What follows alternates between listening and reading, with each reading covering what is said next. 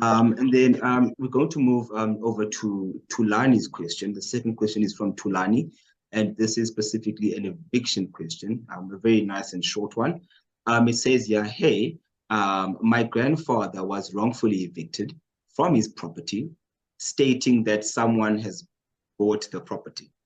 Funny enough, the municipality bills come with my grandfather's name as a rightful owner of the property. Any advice or please help? Sure. Look, I think the answer here is going to be short and sweet.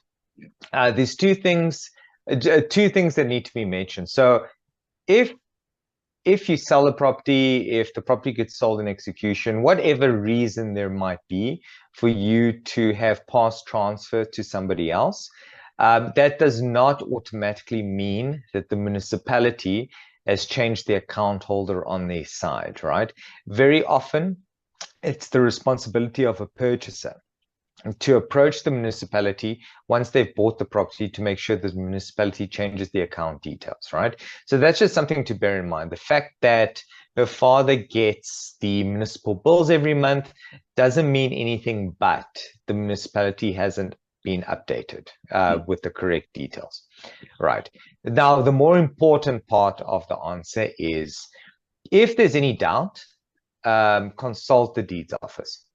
Simple. The deeds office would carry all the records of every property transfer and property sale that would have taken place. That does not necessarily mean that it is legit, that the sale took place properly, but at least you'd get a view or a sight of the record, in terms of which it was transferred. So hypothetically, let's say I own a property and tomorrow somebody pitches up and they say, I'm owner, get out, right?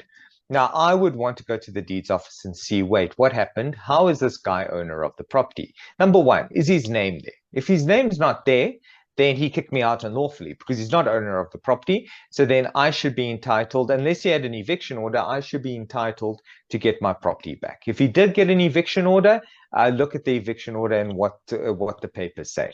If the title deed does show him as owner, then the title deed would also show how he became owner. So maybe somebody fraudulently sold the property, and that's been happening now, where people sign documents, they fake the owner's name, and they take cash as a purchase price and they run away with it. So there's been stuff like that have gone through deeds offices. It's happening less now because the Law Society then came on the basically and climbed into the conveyances saying, but how are you getting these guys to sign documents without verifying who they are? So it's a bit complicated, but it can happen where a property is sold fraudulently, but you'd be able to trace this and very easily set it aside. And the last thing, and this happens very often, and this is normally where this question arises from, is if the property was sold in execution, which is typically the case in instances where a person doesn't pay their bank, so their mortgage doesn't get paid off.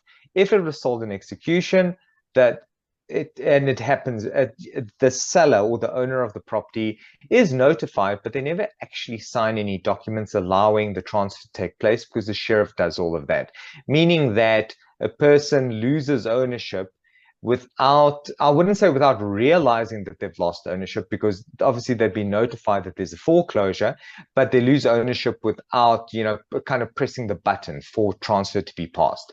And unfortunately, that does happen quite often. In that instance, your recourse probably lies against the bank that foreclosed and figuring out why they foreclosed, especially if you have been paying your bond. But that would pretty much cover all scenarios